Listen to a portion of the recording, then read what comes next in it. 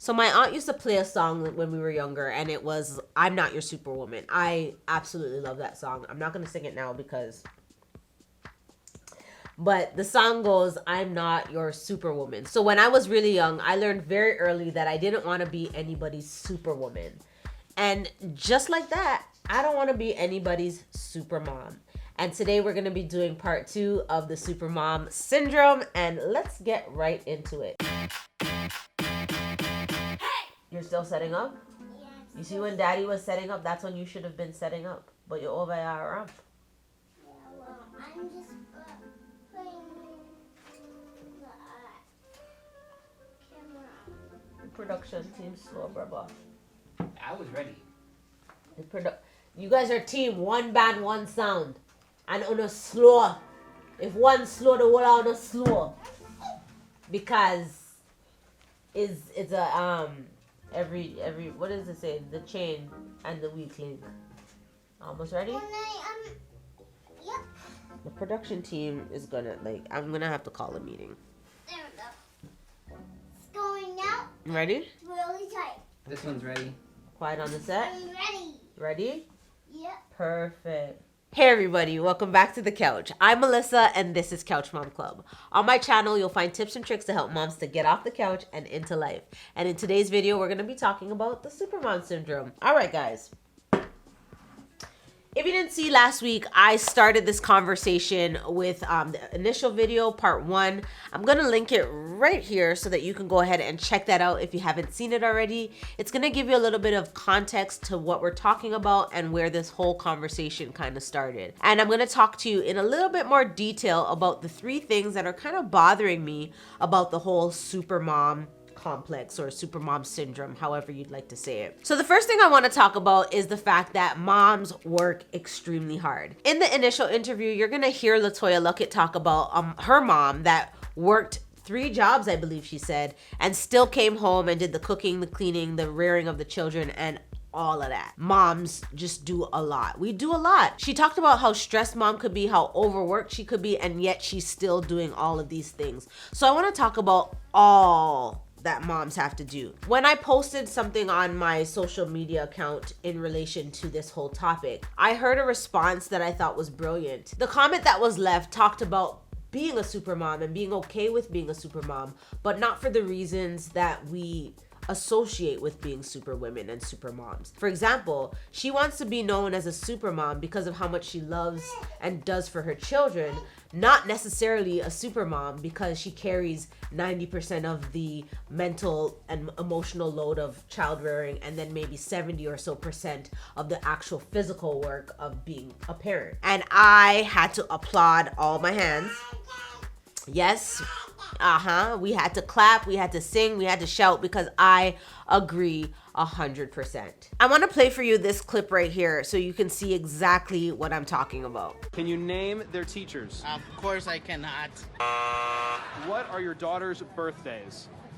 Why do you do this to me? What about her? I give up. Any guesses? Yesterday. Oh yeah, yesterday! Horrible. Her birthday was yesterday and you forgot yesterday. it. Yes. Can you name the best friend of each of your daughters? Mari Carmen Rojas, Jimena Lopez, Adamari Lopez, Cristina Cornejo. Good. Can you give us the name of their doctor? Fadi Torres, Good. Can you give us the name of their dentist? Games Dentalland. What are your daughter's birthdays? Yes, May 28, 2009, August 8, 2013.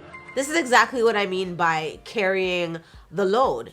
Moms have to do so much, and if mom is also working, listen, it's a lot of work. And this is why there's such a problem with the title supermom. People associate the term supermom to a woman who is doing so much for her children, but the bigger issue is not necessarily that we call her supermom, but why we call her supermom.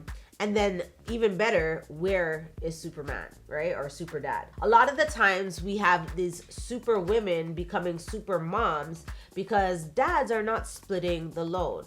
Now we talk about how dads have to work and they have to do all of that. But in many cases, especially in this day and age, moms are also working and pulling in income. Instead of talking about the super mom and attributing all those characteristics, those supernatural, above human, all the brilliant things that we say about mothers, instead of doing that and giving her all the load and giving her all the work and requiring her to do everything, how about we step up as men and do some of the work? So if you want super mom or super woman, then why don't you also be super dad or superman? That's all I'm saying. And that's the second part of why I have an issue with it. I don't want to challenge what moms are doing, because somebody said that it might not be fulfilling for moms to do all of that work. I tend to disagree, because I love the labor of love that I'm giving and doing, and how I, work tirelessly to ensure that my children have everything that they need. I feel fulfilled that at the end of the day, I've done my best to ensure that their needs were met.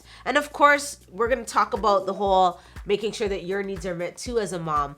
But the idea is that we are unfulfilled when we are giving so much. I tend to disagree, and I want to challenge it. I feel that maybe we feel unfulfilled because our counterparts, our men, the dads in our lives, are not doing as much. Not necessarily that they're not making a living or going outside of the house and working, but when they're home with the children, they're not carrying as much of the load as the mom is. And I believe that this is true for most families. Mom is super mom, doing all the things, whether or not she's working outside of the home or not. She has a full-time job taking care of children, and dad comes home and allows her to continue doing it, but does not match her energy, does not meet the same superhero standard as he gives to his wife or spouse or whatever the case is. So my issue is not necessarily a matter of being fulfilled or not. It's a matter of being fulfilled, but also having the same level coming from dad, as well as the accolades and all of that stuff too, because maybe dad cannot be where mom is in terms of knowing everything that they need to know, the details for every child, just having all of their stuff just in your brain like forever. Appointments, best friends, when the last time they used the washroom is, just knowing all of that stuff. Maybe dad is just not there. He can't do that because his job is mentally stressful or whatever the case is. But if you're not gonna do the matching on that level, make sure that your thank yous are there. Make sure that your praise is there. Make sure that your gifts are on point. Make sure that your gratitude is on point. Because when mom is pouring her heart and soul into raising her kids, and she doesn't either get the equal help from the partner, or at least equal gratitude and equal accolades for doing her job, she's gonna feel unfulfilled. She's gonna feel burnt out. She's gonna feel tired, and she is going to just feel stressed. And nobody wants a stressed out mom. And I don't want to be a stressed out mom. So I'm gonna move quickly to point number 3, where she talked about her sons. And I'm gonna take a minute because this one is heavy. What are we teaching our sons by being superheroes? In the interview, she talked about how we are doing our sons an injustice because we are showing them what to look for in a spouse. When we're doing so much and being so much, our sons will then go out and look for spouses who are doing and being exactly the same. And if they don't get that, then, they find problems with the woman, or they get into relationships expecting the woman to be like their moms, doing everything, being everything. And then subsequently they don't do anything because they're expecting their spouse to do it. How's the video coming along, guys?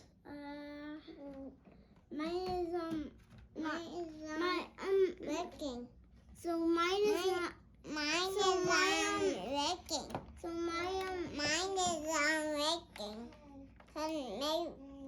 Mine is not.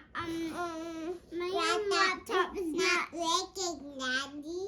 Do you need batteries? Yes. I want to say that we're not only doing an injustice to our sons, but also to our daughters.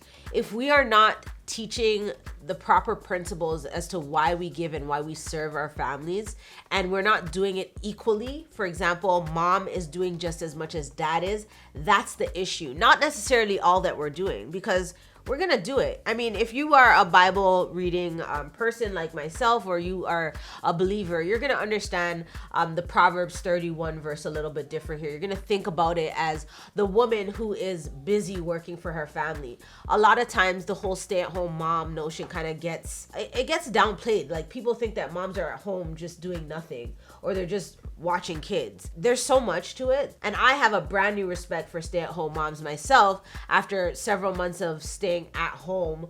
I do plan on going back to work.